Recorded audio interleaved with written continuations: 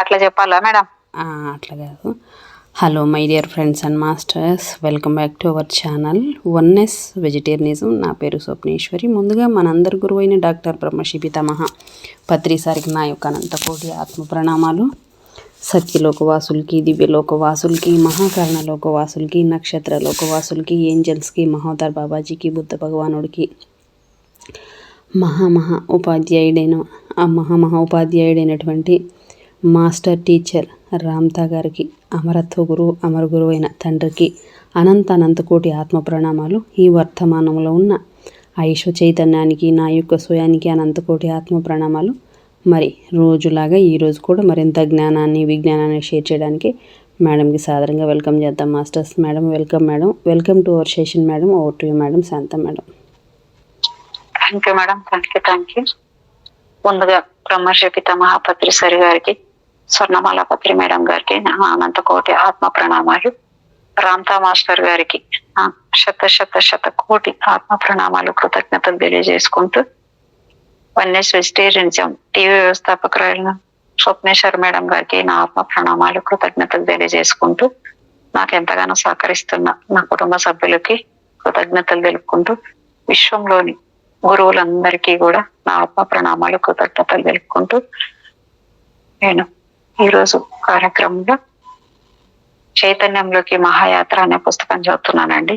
Thank you.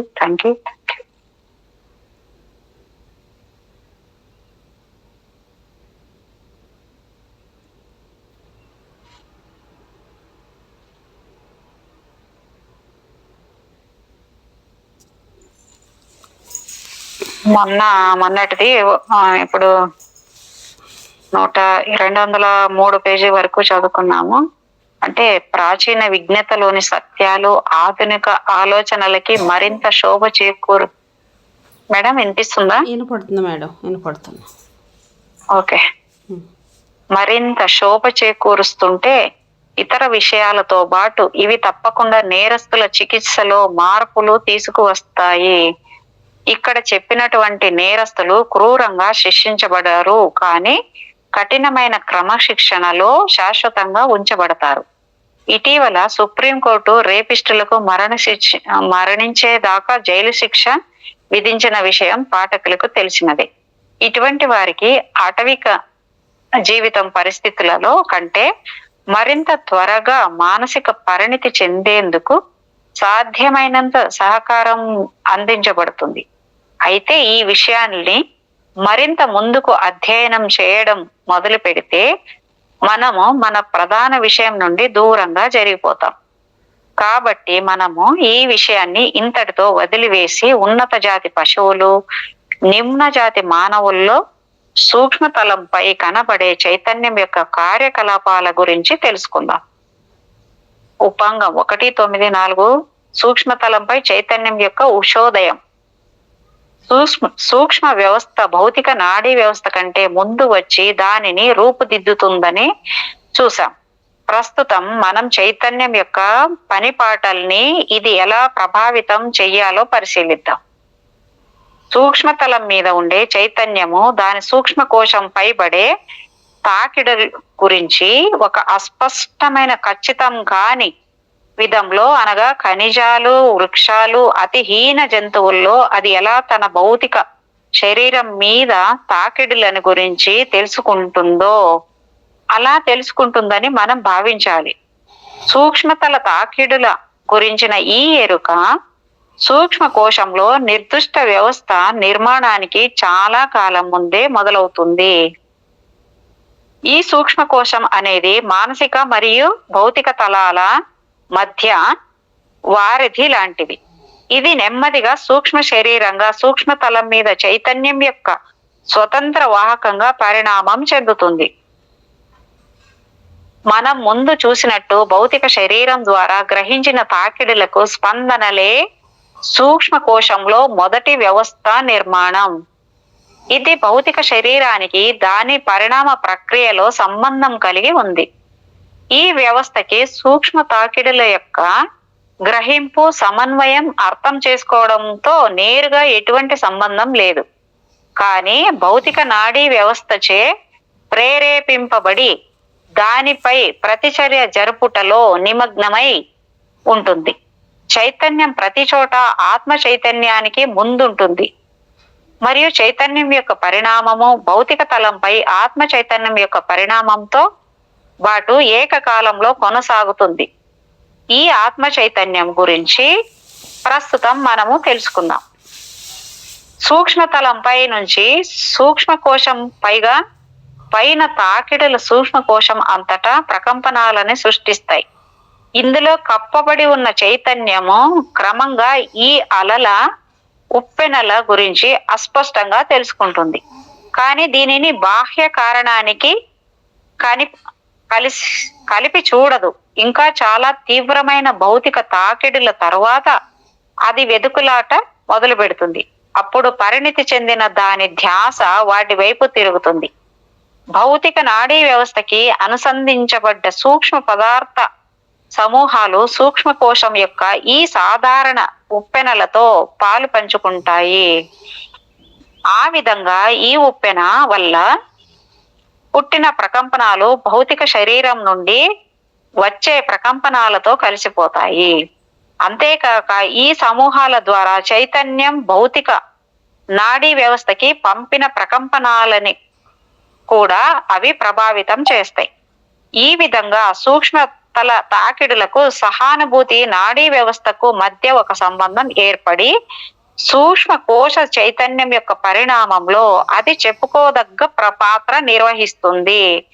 భౌతిక శరీరంలోని చైతన్యం నెమ్మదిగా బాహ్య ప్రపంచాన్ని గుర్తించడం మొదలు పెట్టాక సూక్ష్మ శరీరం నుండి ఈ తాకిడులు క్రమంగా భౌతిక తలం మీద నుంచి వచ్చే ప్రకంపనాల వల్లే 5 ఇంద్రియాల క్రింద వర్గీకరించబడి వాటితోనే భౌతిక తల ప్రకంపనాలతో కలిసిపోయి మూల స్థానం నుండి వేరుగా గుర్తించబడవు. ఈ విధంగా గుర్తించగలగడం దివ్య దృష్టిలో కింద దశ. ఇది మనసు బాగా పరిణితి చెందడానికి ముందు వచ్చేది. ఇలా ఎంతకాలం సహానుభూతి వ్యవస్థ చైతన్యం యొక్క పెత్తనం చేసే పరికరంగా పనిచేస్తుందో అంతవరకు భౌతిక లేక సూక్ష్మ ప్రకంపనాల మూలస్థానం చైతన్యానికి ఒకటిగానే కనిపిస్తుంది. మెదడు వెన్నుపాము వ్యవస్థ బాగా అభివృద్ధి చెందిన ఉన్నత జాతి పశువుల్లో కూడా వాటి జ్ఞాన కేంద్రాలు తప్ప మిగిలిన విషయాల్లో సహానుభూతి వ్యవస్థ చైతన్యానికి ప్రధాన పరికరంగా మారదు. కాబట్టి ఆ పశువులు భౌతికమైన శబ్ద దృశ్యాలకి సూక్ష్మమైన శబ్ద దృశ్యాలకి మధ్య తేడా తెలుసుకోలేవు. సూక్ష్మ శరీరాన్ని భౌతికం అనుకుని గుర్రం దాని మించి గెంతుతుంది. సూక్ష్మ దేహం కనబడగానే కుక్క స్థూల దేహం అనుకుని మరుగుతుంది. సూక్ష్మ ఆకారం కాళ్ళకి ఒక పిల్లి తన శరీరాన్ని రుద్దడానికి ప్రయత్నిస్తుంది. అక్కడ ఏదో తేడా ఉందని వ్యాకులపడే ఇంద్రియ జ్ఞానం యొక్క ఆరంభ దశ ఆ కుక్కలోనూ గుర్రంలోనూ ఉంది. అటువంటి ఆకారాలు కనబడగానే కుక్క భయాన్ని వ్యక్తం చేస్తుంది, గుర్రం పిరికితనాన్ని వ్యక్తం చేస్తుంది. ఈ అధైర్యాన్ని లక్ష్య పెట్టకుండా యుద్ధాల్లో పడిపోయిన రైతుల్ని తీసుకెళ్లడంలో గుర్రాలకు ప్రత్యేక శిక్షణ ఇస్తారు. మెదడు వెన్నుపాము వ్యవస్థలో హెచ్చుగా నివసించే అటవికుడు భౌతిక మరియు సూక్ష్మ దృశ్యాల మధ్య తేడాలను గుర్తించగలడు. కానీ అతని దృష్టికి భౌతికం ఎంత సత్యమో సూక్ష్మం కూడా అంతే సత్యం. వాటన్నింటినీ అతడు మరో ప్రపంచానికి ఆపాదించుకుంటాడు. ఆ ప్రపంచానికి అతడు తన పరిగణనలలో సాధారణం కాని విషయాలన్నింటినీ పంపివేస్తాడు. చైతన్యంగా ఉన్నానని అతనికి తెలియదు, సూక్ష్మ దృశ్యాల గురించి మాత్రం తెలుసు, అంతే. ఈ సందర్భంగా నేను ఎమరెల్డ్ ఫారెస్ట్ అనే ఆంగ్ల చలనచిత్రంలోని కథాంశము ఉదహరించదలుచుకున్నాను. ఈ సినిమా నిజానికి ఒక ఇంజనీర్ జీవితంలో జరిగిన వాస్తవ ఘటన ఆధారంగా తీయబడింది. బిల్ మార్కమ్ అనే బ్రిటిష్ ఇంజనీరు ఒక జల విద్యుత్ ఆనకట్ట నిర్మాణానికై సౌత్ అమెరికాలో ఉన్న బ్రెజిల్ పట్టణానికి కుటుంబంతో సహా చేరుకుంటాడు. అమెజాన్ నది పరివాహకమైన ఆ ప్రాంతము అంతా మైళ్ళు పొడుగున విస్తరించిన దట్టమైన అరణ్యాలతో నిండి ఉంటుంది. ఆనకట్ట నిర్మాణానికై కొంత అడవిని నిర్మూలించవలసి ఉంది. ఆ చర్య అడవిలో నివాసం ఉండే అసంఖ్యాక అటవీ తెగల వారికి ఇష్టం ఉండదు. ఆనకట్ట నిర్మాణం కుటుంబానికి చూపిద్దామని అక్కడికి తీసుకొస్తాడు బిల్ మార్కం.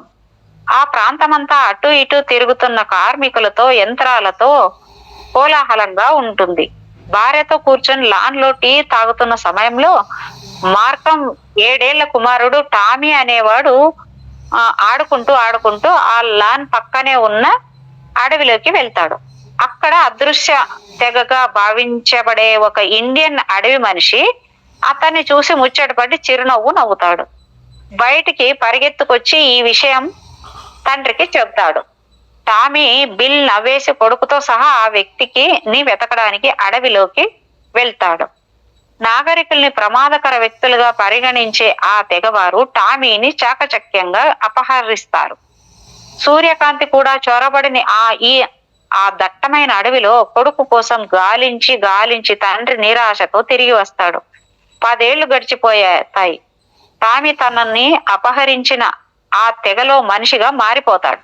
వారి భాష, సంస్కృతి, జీవన విధానము అతనికి అలవాటైపోతాయి. ఈ తెగల్లో ఉండే వ్యక్తులొక్కరికి ఒక్కొక్క ఆత్మ సంబంధిత జంతువు ఉంటుంది. టామీ వివాహం అయ్యాక అతను దివ్య దృష్టితో అన్వేషిస్తే తన లక్ష్యం ఏమిటో ఆ జంతువు చెప్పింది. ఆనకట్ట దిగువన మునిగిపోయిన పవిత్రమైన ఆకుపచ్చని పాకుడు రాళ్ళని అతడు తీసుకురావాలి. ఈ ప్రయత్నంలో అతనిని నరమాంస భక్షకులైన మరొక తెగవారు ఎదిరించవచ్చు. 10 ఏళ్ల కాలంలో చాలా మార్పులు వస్తాయి. కొడుకు కనబడతాడన్న ఆశ వదులుకున్న టామీ తల్లి సాంఘిక సేవికగా మారిపోయి అనాథల్ని, నిర్వాసిత పిల్లలని చేరదీస్తూ ఉంటుంది. కొడుకు కోసం అహర్నిశలు ఆశతో వెతుకుతున్న తండ్రి అడవి తెగల భాషల్ని దాదాపు క్షుణ్ణంగా నేర్చుకుంటాడు. కొడుకు కోసం చేస్తున్న అన్వేషణలో ఒకసారి అతను నరమాంస భక్షకుల కంటపడతాడు. అయితే తన దగ్గరున్న తుపాకీతో వారిని భయపెట్టి పారిపోతాడు. ఈ ప్రయత్నంలో అతడికి తన కొడుకు కనబడతాడు. ఇద్దరు ఒకరినొకరు గుర్తుపడతారు.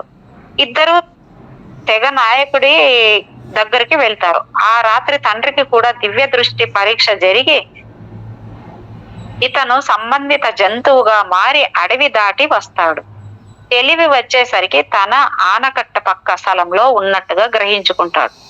నరమాంస భక్షకులు తుపాకీలు, మద్యం కోసమే అదృశ్య తెగ స్త్రీలని అపహరించి ఆనకట్ట కడుతున్న ప్రదేశంలో వ్యభిచార గృహాలకి అమ్మివేస్తారు. వారిని విడిపించమని అభ్యర్థించడానికై టామీ నగరంలోకి వచ్చి ఒక చెట్టు ఎక్కినట్టుగా 40 అంతస్తుల భవనాన్ని పైపు లైన్ల పట్టుకొని ఎక్కి తన తండ్రి వాటాలోకి వెళ్తాడు. నిలువెత్తు బాల్కనీ అద్దాల వెలుపల నిలుచుని ఉన్న కొడుకుని తల్లి గుర్తుపడుతుంది. తర్వాత తండ్రిని కలిసి విషయం చెప్తాడు టామీ. తండ్రి ఆ స్త్రీలందరినీ విడిపిస్తాడు. ఆనకట్ట పూర్తవుతోంది. అడవులు తరిగిపోతాయి కాబట్టి నాగరిక ప్రపంచంలోకి రమ్మని చెప్తాడు తండ్రి. కాని కొడుకు వినడు. చిన్న చిన్న సర్పాలు పెద్ద సర్పమై ఈ దువ్వెనని మింగేస్తాయని చెప్తాడు. చిన్న చిన్న వాగులు పెద్ద ప్రవాహమై దువ్వెన లాంటి ఆనకట్టని ముంచేస్తాయని అర్థం. అతను చెప్పినట్టుగానే వర్షాలు పడి ఆనకట్ట కొట్టుకుపోతుంది. తండ్రే కొన్ని పేలుడు పదార్థాలని ఆనకట్ట కీలక ప్రదేశాల్లో ఉంచాడంటారు. కొడుకు శాశ్వతంగా అడవిలోకి నిష్క్రమిస్తాడు. అటవికులు సూక్ష్మలోక దృశ్యాలను ఎంత సత్యంగా నమ్ముతారో ఈ కథ ద్వారా తెలుస్తుంది. చూడండి మేడం, ఎంత అద్భుతంగా ఉంది ఇక్కడ. అవును. మెదడు, వెన్నుపాము వ్యవస్థ విస్తారమై భౌతిక తలంపై ముఖ్యమైన పనిముట్టుల తన ప్రత్యేకతని మరింత కల్పించుకున్నప్పుడు చైతన్యం యొక్క ధ్యాస బాహ్య భౌతిక జగత్తుపై మరింతగా విలువరించబడి ఉంటుంది. మరియు సాకార మనస్సుగా దాని క్రియాత్మక అంశం మరింత ఎక్కువగా ప్రాముఖ్యంలోకి తీసుకురాబడుతుంది. బయటి నుంచి మరింత మోటుగా బరువుగా వచ్చే భౌతిక తాకిడుల ప్రవాహంలో సహానుభూతి వ్యవస్థ సేవక స్థాయికి దిగజారి దాని సంజ్ఞలు అంతకంతకు ఉపేక్షించబడతాయి. అందుకే అప్పుడప్పుడు అర్థం కాని భావాల యొక్క అస్పష్ట జ్ఞానము ప్రతి ఒక్కరిలో ఇంకా ఉన్నప్పటికీ సూక్ష్మ చైతన్యం తగ్గుట, తెలివితేటలు పెరుగుట జరిగింది. ఇటీవలి ప్రపంచంలో ప్రజలు చాలా మట్టుకు భౌతిక సుఖాల పట్ల, భౌతికమైన విజయాల పట్ల, ఎదుగుదల పట్ల ఆసక్తి చూపుతున్నారు. డబ్బు, సంపాదన, సౌకర్యాలు ఎక్కువ చేసుకోవడం ఉక్కిరి బిక్కిరయ్యేంతలాగా వ్యాపకాలు, వినోదాలు పెంచేసుకున్నారు. కాబట్టి సూక్ష్మ ప్రపంచం నుంచి వస్తున్న సంకేతాల్ని వీరు గమనించగలిగే స్థితిలో లేరు. చాలా మందికి పాపపుణ్యాల గురించి, పరలోకం గురించి, యమధర్మం గురించి అనుమానాలు ఉన్నాయి. వాటిని నమ్మే స్థితిలో కొందరు లేరు. ఏ సుఖం అనుభవించినా ఈ భౌతిక జగత్తులోనే అనుభవించాలి. ఆ సుఖాన్ని పొందడానికి ఏ మార్గం అనుసరించినా పర్వాలేదు అనే భావన కొందరిలో బాగా పాతుకుపోయింది. ఇది కలియుగ లక్షణం. చైతన్యం అంటే వ్యక్తిగా భౌతిక జగత్తుకి సంబంధించిన చైతన్యం అనే వీరి భావన. సుఖం అంటే భౌతిక సుఖం అనే భావన. అయితే ప్రస్తుత పరిణామపు దశలో ఈ తక్కువ తరగతి దివ్య దృష్టి మానవుల్లో ఇంకా కనబడుతోంది. కానీ చాలా తక్కువ తెలివితేటలు గల వారిలో మాత్రమే. వారికి దీని ప్రయోజనం గురించి చాలా తక్కువ తెలుసు.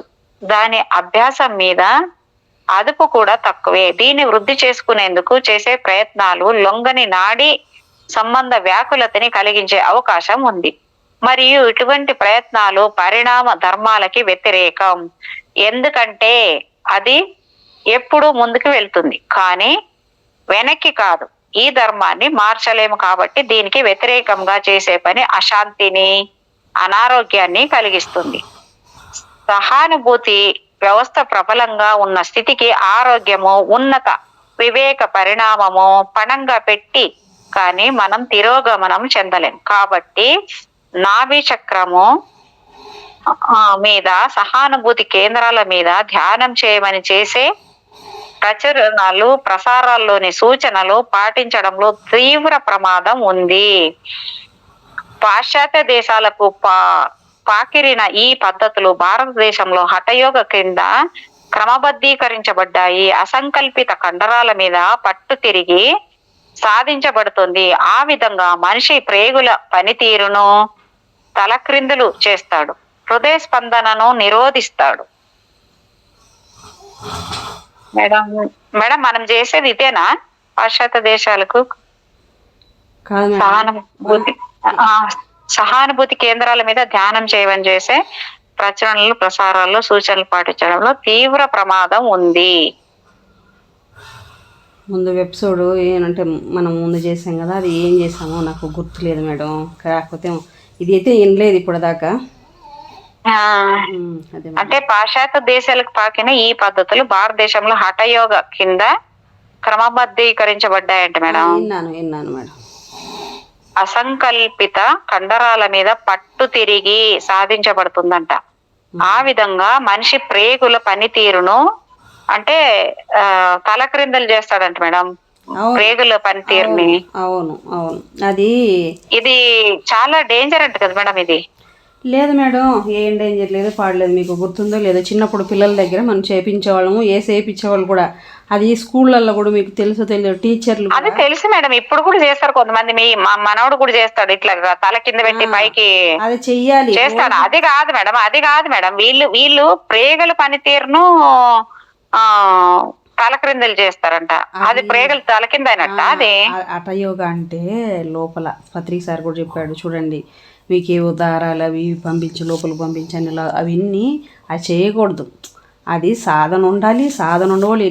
నిష్ణాతుని అందరికీ రావు ఇవి కదా మేడం, అందరికీ రావు ఇవి. డేంజర్ అంటే తెలియనప్పుడు చేయడం. అదే హృదయ స్పందన కూడా నిరోధిస్తాడంట మేడం ఇది. కానీ మన దాంట్లో అవన్నీ ఉండొచ్చు, ప్రతిదీ జ్ఞానమే, అది జరగచ్చు, చేయొచ్చు. పత్రిసారి ఏం చెప్పేదంటే మన సిద్ధాంతాలు ఏంటంటే మనది బుద్ధుడికి సంబంధించిన సిద్ధాంతాలు ఉంటాయి కాబట్టి మన దాంట్లో మనది సహజ పద్ధతిలో జరగాల అనేది మన దాంట్లో సిద్ధాంతం కాబట్టి అన్నీ చూసేసాడు ఆయన. అన్నీ చూసేసి ఇన్ని చేసేసి వచ్చి మనకి ఏది వదరని ఆయన ఇది సహజ పద్ధతి అని చెప్పి చెప్పాడు పత్రిసారు. దాన్ని చేసి మహానుభావులు ఉండొచ్చు, అది వాళ్ళకి కరెక్ట్, అందరికీ కరెక్ట్ కాదు. అది సంకల్ప మాత్రం చేత వాంతి కూడా చేసుకుంటారంట మేడం. ఇది ఇంకా ఇప్పుడు కొంతమంది పళ్ళు తోమేటప్పుడే నోట్లో వేళ్ళేసి లాగుతుంటేనే దానికే వామిటింగ్ చేసుకుంటారు. మరి దీనికి వామిటింగ్ చేసుకుంటారు లక్ష్మీగా. ఇలా ఇంకా ఎన్నో ఇలాంటి గారడీల ప్రదర్శన సాధ్యం కావడానికి ముందు చాలా సమయము, శ్రమ వృధా అయిపోతుంది. చివరికి మానవుడు చాలా క్రితం సహానుభూతి వ్యవస్థకి అప్పచెప్పిన ఇచ్చా కండరాల మీద అదుపుని తిరిగి తెచ్చుకుంటాడు. ధ్యాసని క్రమంగా మళ్లించడం ద్వారా ఈ అప్పగింత జరిగింది కాబట్టి సంబంధిత అంగాలపై ధ్యాస నిలుపబడుతుంది. గతంలో సాధించిన కార్యాన్ని వెనక్కి తిప్పుతాడు. ఇలాంటి ప్రదర్శనలు అజ్ఞానుల్ని అనగా వీటిని ఆధ్యాత్మిక మహత్యాలకి నిదర్శనంగా భావించే వారిని వంచన చేస్తాయి. కాబట్టి వీటిని ఎక్కువగా పలుకుబడిని వాంఛించేవారు వాటిని అంటే ఆ మహత్యాలని న్యాయబద్ధమైన మార్గంలో పొందలేని వారు అభ్యాసం చేస్తారు. పైగా ఇవన్నీ హఠయోగంలో చాలా సులువైన పద్ధతులు. ఒక చేతిని క్షీణించి పోయేదాకా నిలిపి ఉంచడం. అవన్నీ ఒక గారడీలు మేడం, అవన్నీ ఒక్కొక్క గారడీలు. అవి లేవంటే ఉన్నాయి. ఎందుకు చెప్పండి, ప్రతి ఒక్కటి ఉన్నాయి. వాటి కాడ ఆగిపోకూడదు కదా. అవన్నీ చేసుకుని అది గొప్ప ఇది గొప్ప వాటి కాడ ఆగిపోకూడదు కదా. అది ఒక చేతిని క్షీణించిపోయేదాకా నిలిపి ఉంచడం కన్నా, మేకుల శయ్యపై పడుకోవడం కన్నా ఇవి చాలా త్వరగా అలవాటు చేసుకోవచ్చు. చాలా తక్కువ బాధ ఖర్చవచ్చు. మెదడు, వెన్నుపాము వ్యవస్థల్ని తాత్కాలికంగా నిలుపుదల చేసినప్పుడు సూక్ష్మ కోశంలోని ప్రేరణలు సహానుభూతి వ్యవస్థ ద్వారా తమని తాము చైతన్యం గ్రహించున్నట్లు చేసుకుంటాయి. ఆ విధంగా సమాధిలో స్వచ్ఛత, స్వయం ప్రేరితమైన, బాహ్య ప్రేరితమైన స్ఫటికాల్ని, ఇతర తంత్రాల్ని ఉపయోగించి చదివే శక్తి కలుగుతుంది. ఊర్ధ్వ ఉపాధుల్లో పాక్షికంగా లేక సంపూర్ణంగా చైతన్య చర్యల నిలుపుదల చేయడం వల్ల దిగువ ఉపాధులపై దాని ధ్యాసని మళ్లించడానికి కారణమవుతుంది. పాఠకుల్లో తప్పుడు అభిప్రాయాన్ని నిరోధించేందుకు ఇక్కడ మరో విషయం కూడా చెప్పడం మంచిది. దివ్య జ్ఞానం మనసు ఎదుగుదలని అనుసరిస్తుంది, కానీ ముందుగా నడవదు. ఇది సూక్ష్మదేహం వ్యవస్థ అంటే సూక్ష్మ కోశం కాదు, తగినంత స్థాయికి తీసుకు వెళ్ళబడితే కానీ కనబడదు. ఇది ఎప్పుడైతే బుద్ధి యొక్క చేష్టల వలన, భౌతికమైన బుద్ధి సంబంధిత ఉపకరణాలను తీర్చిదిద్దడం వలన సిద్ధిస్తుందో అప్పుడు చక్రాలని పిలువబడే వాటి సుడివలయం ఆకారం చేత సూక్ష్మ జ్ఞానేంద్రియాలు క్రమంగా వృద్ధి చెందుతాయి. ఇవి సూక్ష్మతలం మీద సూక్ష్మేంద్రియాలు లేక అంగాలుగా అభివృద్ధి చెంది సూక్ష్మతలం నుంచి మెదడు కేంద్రాలు ఎలా నియంత్రించబడతాయో అలాగే ఇవి కూడా మానసిక తలం నుండి నిర్మించబడి నియంత్రించబడతాయి. చైతన్యం అప్పుడు సూక్ష్మతలం మీద నుంచి భౌతిక యంత్ర వ్యవస్థని ఇంతకు ముందు ఎలా నిర్మించిందో అలానే మానసిక తలంపై పనిచేస్తూ సూక్ష్మ యంత్ర వ్యవస్థని నిర్మిస్తుంది. కానీ ఇప్పుడు అది తనలోని చాలా శక్తులు విచ్చుకోబట్టి ఎక్కువ శక్తితో, ఎక్కువ అవగాహనతో పనిచేస్తుంది. ఇంతేగాక అది ఊర్ధ్వ తలాల నుండి ప్రకంపనాలని మెదడు చైతన్యంలోకి తీసుకురావడానికి భౌతిక తలం ఉపకరణాలుగా వ్యవహరించుటకు సహానుభూతి మెదడు, వెన్నుపాము వ్యవస్థతో భౌతిక శరీరంలో కేంద్రాలని రూపుదిద్దుతుంది. ఈ కేంద్రాలు జీవశక్తితో నింపబడగానే భౌతిక నాడీ వ్యవస్థలో పనిచేస్తున్న చైతన్యం యొక్క ఉపయోగం కొరకు జ్ఞానము తీసుకురాబడుతుంది. ఇది ఇంతకు ముందు చెప్పినట్లు ఉన్నత దివ్య దృష్టి సూక్ష్మ దేహంలోని చైతన్య శక్తుల యొక్క వివేకవంతమైన స్వయం నిర్దేశిత వ్యాయామము. ఈ ఊర్ధ్వముఖ ప్రయాణంలో భౌతిక తలంపై చైతన్యం యొక్క శక్తులు మేల్కొల్పబడతాయి. ఆ తర్వాత సూక్ష్మ మానసిక తలాల మీద కూడా బహువిధాలుగా మేల్కొల్పబడతాయి. సూక్ష్మదేహంగా మరింత పరిణితి చెందాలంటే ముందుగా ఈ సూక్ష్మ మానసిక కోశాలు ఊర్ధ్వ తలాల మీద స్వతంత్రంగా వ్యవహరిస్తూ ఆ తర్వాత భౌతిక ప్రపంచంలో ఈ ఉన్నత శక్తుల అభ్యాసం కొరకు తనకు కావలసిన ఉపకరణాలని అది అంటే సూక్ష్మ శరీరం నిర్మించుకొనుటకు బాగా పరిణితి చెంది ఉండాలి. అయితే ఇక్కడ కూడా పరిశుద్ధమైన ఆలోచన మరియు కోరికతో నిర్మించబడిన పరికరాలు సిద్ధంగా ఉన్నప్పటికీ భౌతికమైన మెదడులో పనిచేస్తున్న చైతన్యం చే మేల్కొల్పబడి నడిపించబడే కుండలిని అగ్ని చేత భౌతిక తలంపై అది ప్రాణశక్తితో నింపబడాలి. దశమాంగం అంటే 10వ చాప్టర్ ఇది. చైతన్యం మరియు ఆత్మ చైతన్యం. ఉపాంగం 1:10 1 చైతన్యం. వృక్ష దశ చివరి కాలం, జంతు దశ పరిణామ కాలం పొడవునా సుదీర్ఘమైన కాలం పాటు మరియు ఇప్పటి వరకు సాగిన సాధారణ మానవ జాతి పరిణామం పొడవునా చైతన్యం యొక్క కార్యకలాపాలకి సంబంధించినంత వరకు సూక్ష్మ లేక కామకోశం జాతకం యొక్క సేవకుడిగా ఉండింది. ఇప్పుడు మనం చైతన్యం వికసించడం మరియు జీవం పరిసరాలని గుర్తించడం గురించి తెలుసుకోవాలి. నాడీ వ్యవస్థ సూక్ష్మతలం మించి సృష్టించబడినప్పటికీ అది భౌతిక తలంపై చైతన్యం వ్యక్తీకరణ కోసము అక్కడ సమర్థవంతంగా పనిచేయటం కోసమే ఆ విధంగా సృష్టించబడింది. ఇక్కడే చైతన్యము మొట్టమొదటిసారిగా ఆత్మ చైతన్యంగా మారుతుంది.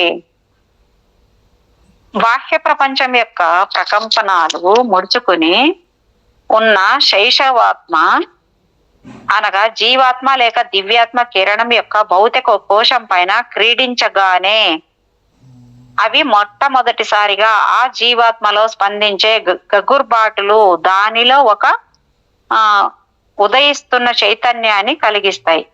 బాహ్యం నుంచి వచ్చిన తాకిడుల మూలంగా ఇది జరిగినప్పటికీ బాహ్యంతో ఈ గగుర్బాటులకి ప్రమేయం ఉన్నట్టుగా ఆ చైతన్యం గ్రహించలేదు.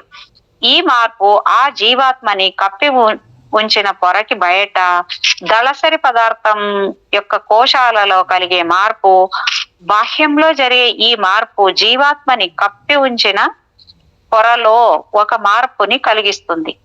ఈ మార్పు చైతన్యం యొక్క ఒక చర్యకి అనగా ఒక మార్పు గురించి, మారిన పరిస్థితుల గురించి ఎరుకకి కారణమవుతుంది. అది బహుశా ఒక ఆకర్షణ కావచ్చు. కోశాల వైపుగా ఒక బాహ్య వ్యవస్థను చేసే ప్రయత్నం ఇది. ఆత్మ యొక్క ఆచ్ఛాదనని చేరుకుని దానిలో స్వల్ప వ్యాకోచాన్ని కలిగిస్తుంది. వ్యాకోచమే అంటే ఇక్కడ కొంచెం ఫిగర్ ఇచ్చాడు మేడం. ఇలాగా అంటే ఇది వైఫై ఎలాగుంటదో అలాంటి ఆకారంలో అవతల ఇచ్చాడు. ఆత్మ ఎలాగుంటది అనేసి. ఈ వ్యాకోచమే పరిస్థితిలో ఒక మార్పు. ఇది ఒక అనుభూతిని, చైతన్యం యొక్క ఒక చర్యని ప్రేరేపిస్తుంది. లేదా అది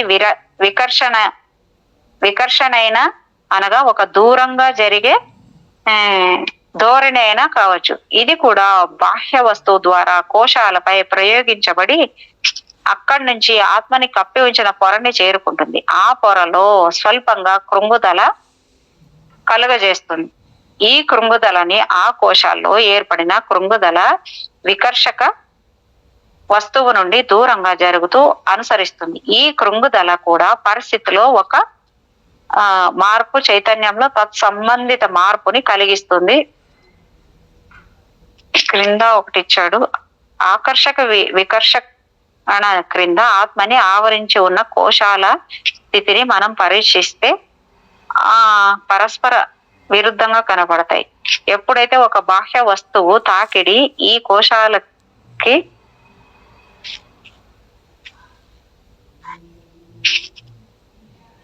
ఏదో కొంచెం ప్రింట్ బ్లర్గా వచ్చింది మేడం.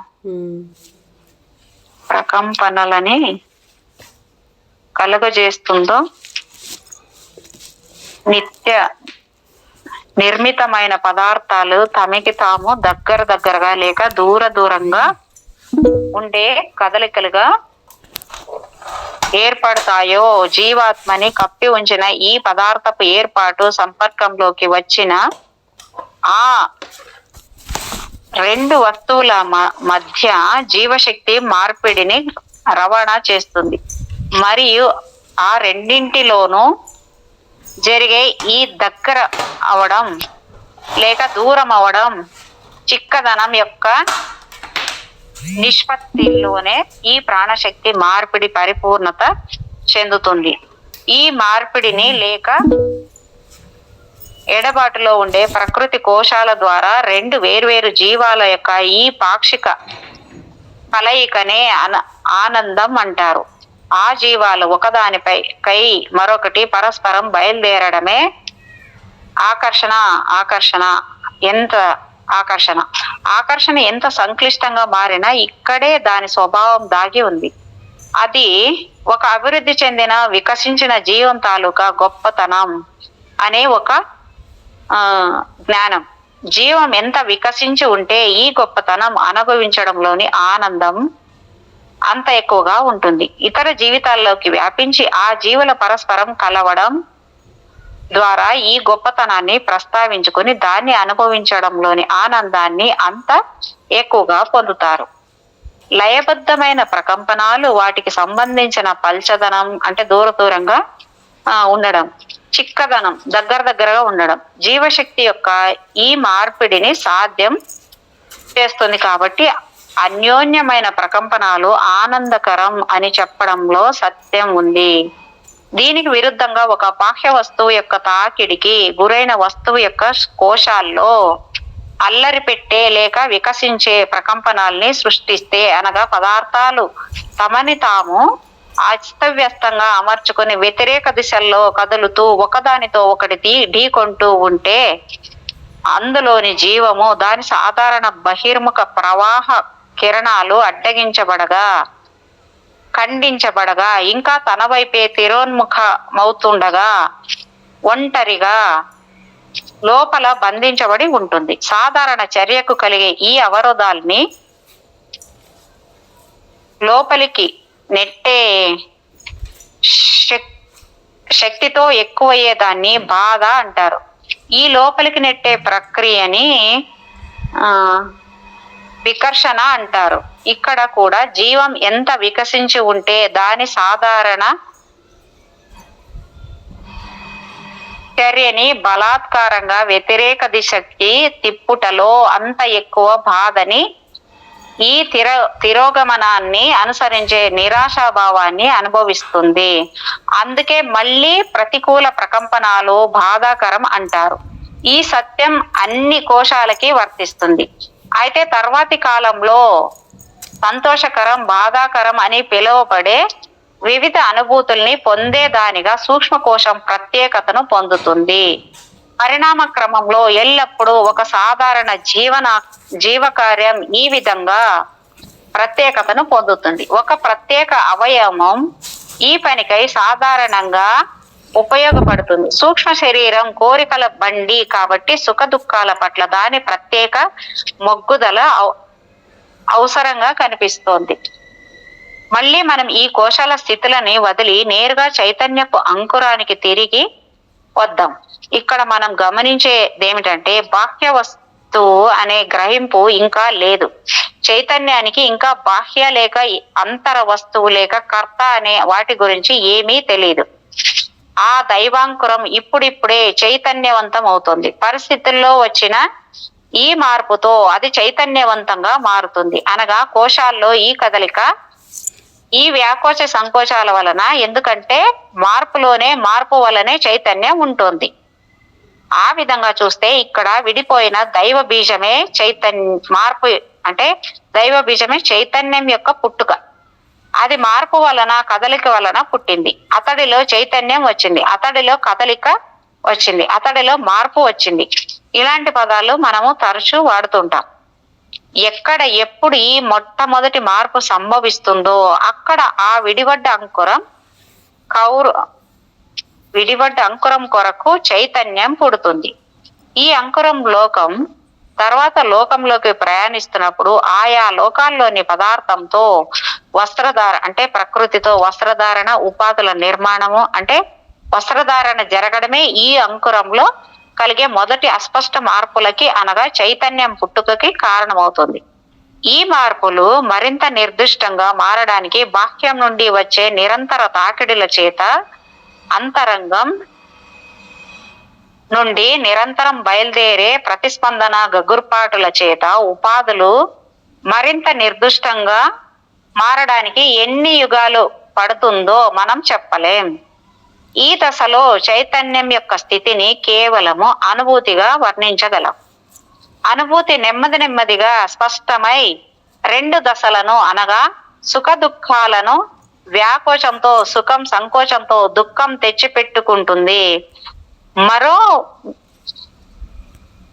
మరో గమనించాల్సిన విషయం ఏమిటంటే చైతన్యం యొక్క ఈ ప్రాథమిక దశ ఆ మూడు ప్రముఖ అంశాలైన సంకల్పము, జ్ఞానము, చర్యలని అణుమాత్రం కూడా వ్యక్తీకరించదు. ఇవి వ్యక్తం అవడానికి ముందు అనుభూతి మాత్రమే కలుగుతుంది. ఈ అనుభూతి పరిణామపు తర్వాతి దశలో ఎక్కువగా సంకల్పం, కోరిక అంశంతో కలిసి కనబడి దాదాపు అదే అన్నట్లుగా గుర్తించబడినప్పటికీ ప్రస్తుతానికి అది మొత్తం చైతన్యానికి చెంది ఉంది. అనేకంగా అంటే అనుభూతులుగా అది సంకల్పం, కోరిక అంశాలకే నిజానికి చెందుతుంది. ఎందుకంటే చైతన్యంలో వ్యత్యాసంగా మొట్టమొదటిసారి ఉదయించేది అదే సంకల్పం, కోరిక. సుఖ దుఃఖాల దశలు చైతన్యంలో నిర్దిష్టంగా పాతుకున్నప్పుడు అవి మూడు అంశాలకి కారణమవుతాయి. ఒకటి, సుఖం అనేది కనుమరుగవగానే చైతన్యంలో ఆ ఆకర్షణ తాలూకా కొనసాగింపు అనగా ఒక జ్ఞాపకం ఉంటుంది.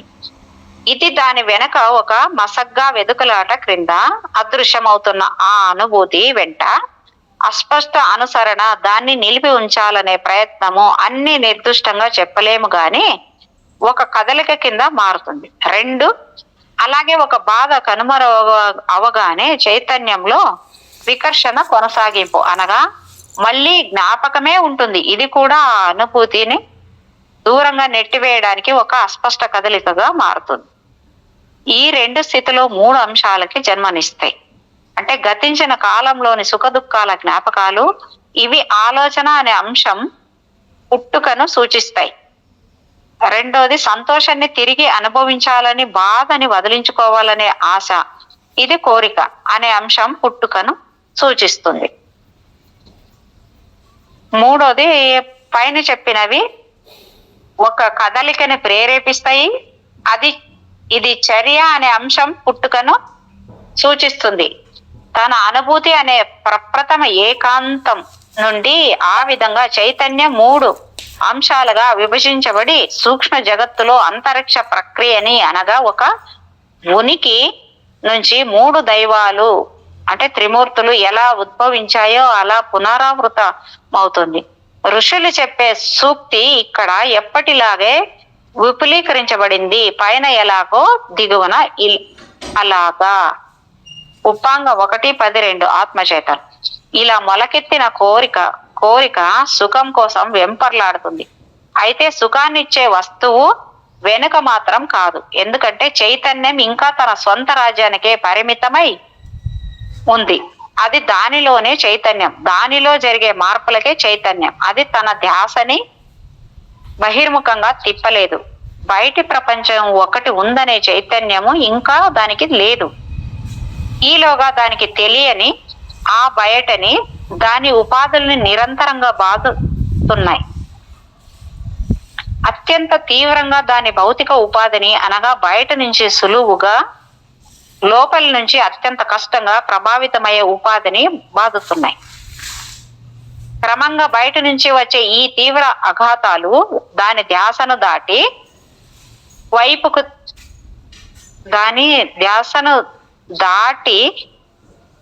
వైపు తిప్పుకుంటాయి.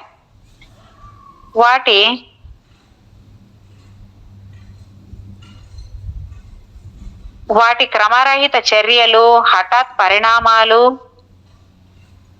ఎడతెగని దౌర్జన్యాలు, దాని మెల్లని వెదుకులాట, కదలికకి పొంతన లేని వాటి వైఖరి, వాటి హఠాత్ సాక్షాత్కారాలు, అంతర్ధానాలు అంటే దృశ్యాదృశ్య చేష్టలు, ఇవన్నీ క్రమత్వం, నిర్విరామత్వం పట్ల దానికి గల మందకుడి జ్ఞానము, ఉన్న చోటునే ఉండడము, ఇంకా తనది కాని అంతర్భాగంలో పడి లేచే మెల్లని మార్పులకు వ్యతిరేకం. ఇప్పుడు ఒక వేరైన చైతన్యం ఉంది. ఇది అల్లరిగా మారుతుండే దేని గురించో జ్ఞానంగా ఎదుగుతుంది. లోపలి అంటే తనది, బయటది తనది కానిది. లేక ఇంకా ఖచ్చితంగా చెప్పాలంటే బయటికి సంబంధించినది తనకి సంబంధించినది, లోపలికి సంబంధించినది తనకి సంబంధించిన జ్ఞానంగా పెరుగుతుంది. ఎందుకంటే బయట నుంచి వచ్చే బాధుల్లే చైతన్యంలో తనది తనది కానిది అనే భేదాన్ని తీసుకొచ్చాయి. కాబట్టి తనది కానిది అంటే నాది కానిది ముందు వస్తుంది, త్రుటిలో అయినా సరే. ఎందుకంటే దాని గుర్తింపే తనది నాది అనే భావాన్ని సంభవము అనివార్యము చేస్తుంది. అక్కడ ఇంకేమీ లేనంత కాలం నాది గురించి మనం మాట్లాడలేం.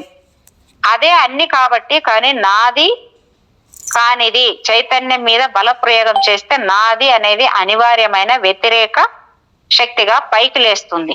నాది కానిది అనే ఇంద్రియ జ్ఞానం అనంతమైన చైతన్యానికి, అనిత్యమైన కోలాహలానికి మధ్య సంపర్క బిందువుల మధ్య ఆవశ్యకంగా ఉదయిస్తుంది.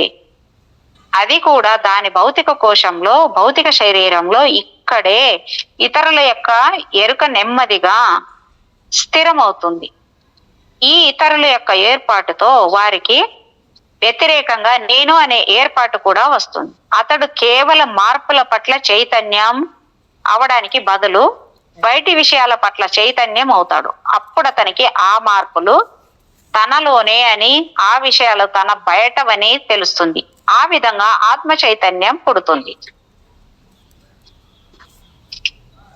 ఈ విధంగా వస్తువుల్ని తెలుసుకోవడం చాలా క్లిష్టమైనది. వస్తువులు శరీరాన్ని వివిధ రకాలుగా తాకుతాయని, శరీరం వాటి ప్రకంపనలని, అలాంటి ప్రకంపనల్ని గ్రహించడానికి ప్రత్యేకించబడిన భాగాల ద్వారా గ్రహిస్తుందని జ్ఞాపకం పెట్టుకోవాలి.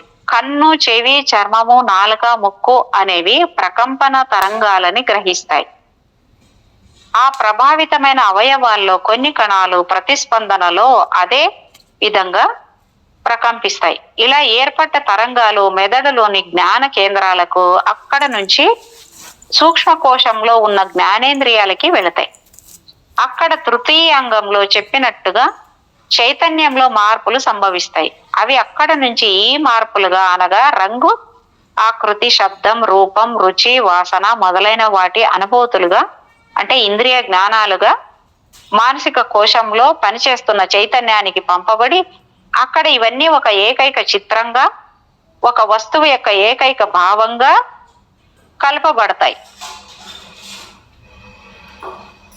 ఈ వివిధ జ్ఞానాలన్నింటినీ ఒకటిగా సమ్మేళనం చేయడం మనసు యొక్క ప్రత్యేకత. అందుకే భారతీయ మనస్తత్వ శాస్త్రంలో మనస్సుని తరచూ 6వ జ్ఞానేంద్రియం అని పిలుస్తారు. జ్ఞానేంద్రియాల్లో 6వది అయిన మనస్సుని, మనస్సుకు సంబంధించి 5 కర్మేంద్రియాలని మనం పరిశీలించినప్పుడు ఒక వ్యతిరేక ప్రక్రియ సాగుతున్నట్టుగా మనకి కనపడుతుంది. మనస్సు ఒక చర్యని మొత్తంగా దృశ్యకరిస్తుంది. ఆ విధంగా సంబంధిత ప్రకంపనాల సమూహాన్ని మనోకోశంలోకి తీసుకువస్తుంది. ఈ ప్రకంపనాలు సూక్ష్మ కోశంలోని కర్మేంద్రియాల్లో పునరుత్పత్తి చేయబడతాయి. అవి దానిని విడగొట్టి సంబంధిత భాగాలుగా విశ్లేషిస్తాయి. ఇవి కర్మేంద్రియ కేంద్రాల పదార్థంలో ప్రకంపనాలుగా అనుసరించబడతాయి. ఇవి తిరిగి మెదడులో కర్మేంద్రియ కేంద్రాల ప్రత్యేక తరంగాలుగా పునరావృతం అవుతాయి. మెదడులోని ఈ కర్మేంద్రియ కేంద్రాలు ఈ తరంగాలని నాడీ వ్యవస్థ ద్వారా వివిధ కండరాలకి చర్యని సృష్టించడానికి సహకరించేందుకు వీలుగా పంపిణీ చేస్తాయి. ఈ ద్వంద్వ సంబంధ కోణంలో చూస్తే మనస్సు 11వ ఇంద్రియం అనవచ్చు. 10 ఇంద్రియాలు మరియు అది ఒకటి. మేడం ఏదో సౌండ్ వస్తుంది. ఏం రాలేదు మేడం. అవునా, నాకేదో సౌండ్లు వినిపిస్తున్నాయి. మరి నేను మూత తీసాను, ఆ సౌండ్ వినపంటారు మీకు. ఇంకేం సౌండ్ రాలేదు. ఏదో సౌండ్ పొద్దుమలు ఏదో పడేసినట్టు ఏదో పడుతుంది అన్నట్టే వస్తుంది మేడం. అప్పటి నుంచినా? చాలాసేపు నుంచి వస్తుంది. అప్పటి నుంచి వస్తుందంటే ఆ పక్కన వాళ్ళు ఆ ఇంటి దగ్గర ఏదో వర్క్, అది కొంచెం సౌండ్ ఏదో చేస్తున్నారు, డ్రిల్లింగ్ ఏదో మరి అది. ఓకే. పక్కన ఇంటి పని అంతా జరుగుతుంటది కదా, అక్కడే. నాకు ఇక్కడ మీకు ఆడియోలో ఏమన్నా వస్తుందేమో సౌండ్ అనుకుంటున్నా, రాదు కదా? ఓకే.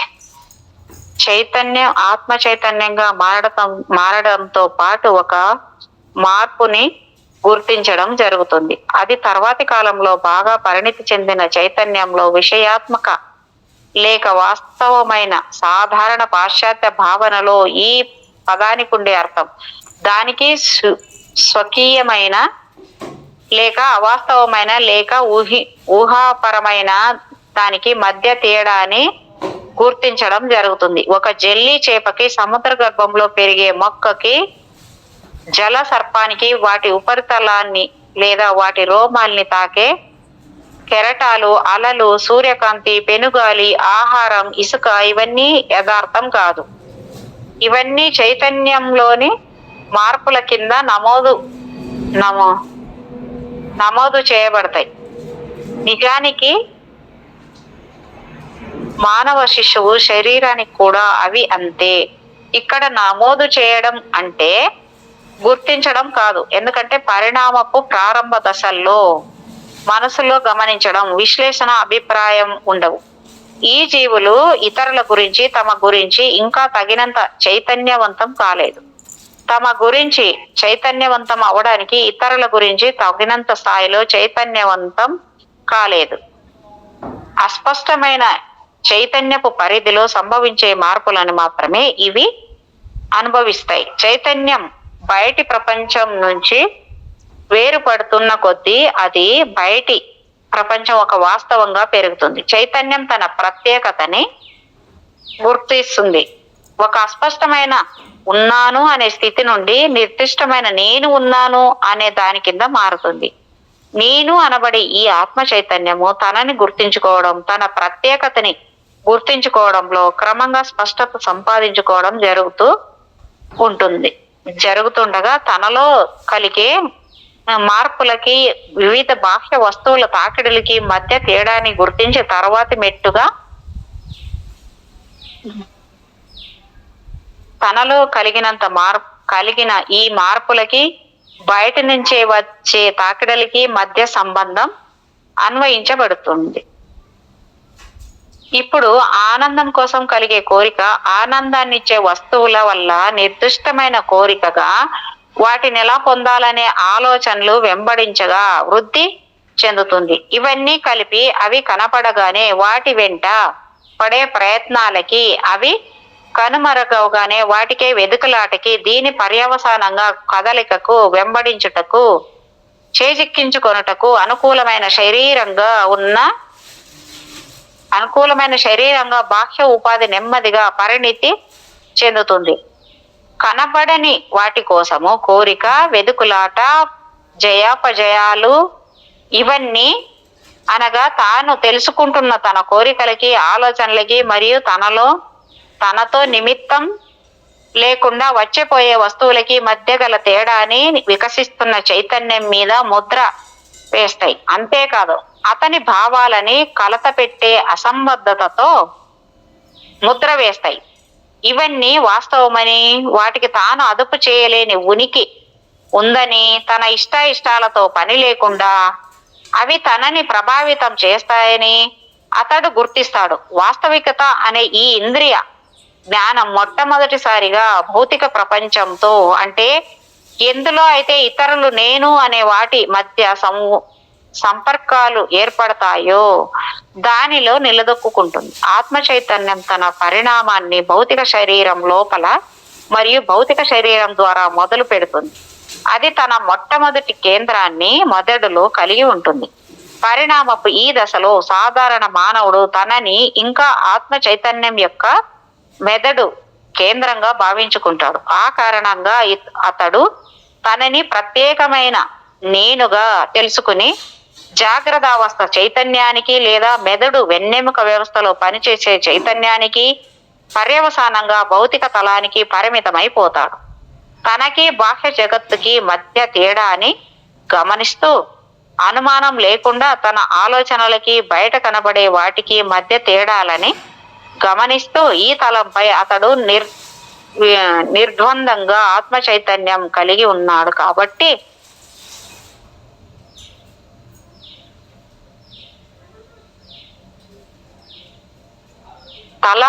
ఈ తలంపై మాత్రమే బాహ్య వస్తువులు అతనికి వాస్తవ విషయాత్మకం తన నుండి వేరుగా ఉండేవి.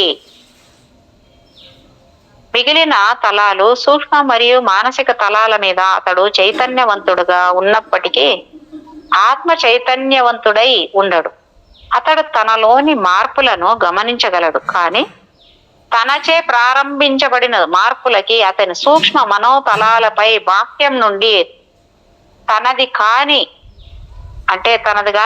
బాహ్యం నుండి వచ్చే తాకిడులకి మధ్య భేదాన్ని గుర్తించడు. అతనికి అవన్నీ తనలో జరిగే ఒకే తరహా మార్పులు కాబట్టి భౌతికాతీత అంటే ఆది భౌతికత తలాలపై ఆత్మ చైతన్యం నిర్దిష్టంగా స్థిరపడిన తలాలపై సంభవించే చైతన్యం యొక్క ఘటన ప్రపంచాన్ని సాధారణ సగటు మనిషి జెల్లీ చేపలాగా అవాస్తవంగా ఆత్మగతమైన వాటిగా తన అంతరంగంలోని వాటిగా భావిస్తాడు. అతడు వేదాంతి అయి ఉంటే భౌతిక తలం మీద ఘటనలుగానే భావిస్తాడు. అతడు సూక్ష్మ మనోతలాల అద్భుతాలని తన ఊహ ఫలితంగా భావిస్తాడు. అంటే తను స్వయంగా సృష్టించుకున్న రూపాలే కాని బాహ్య ప్రపంచాల నుండి సూక్ష్మ మనో ఉపాధులపై పడిన తాకిడుల ఫలితాలని భావించడు. ఇవి సూక్ష్మమే కాని బాహ్య భౌతిక ప్రపంచం ఎంత వాస్తవమో విషయాత్మకమో అంతే వాస్తవం విషయాత్మకం. అంటే అతడు ఈ తలం మీద ఆత్మ సాక్షాత్కారానికి చేరుకుందుకి తగినంతగా పరిణామం చెందలేదు. ఆ విధంగా అక్కడ బాహ్య ప్రపంచాల్ని నిష్పక్షపాతంగా చూసే సామర్థ్యాన్ని పొందలేదు. అక్కడ అతడు తనలో మార్పులకి చైతన్యంలోని మార్పులకి మాత్రమే చైతన్యవంతంగా ఉన్నారు. పర్యవసానంగా బాహ్య జగత్తు అతనికి కేవలం తన సొంత కోరికలు ఆలోచనలు యొక్క ప్రదర్శన మాత్రమే. నిజానికి అతడు సూక్ష్మ మనోతలాలపై ఒక శిశువు మాత్రమే.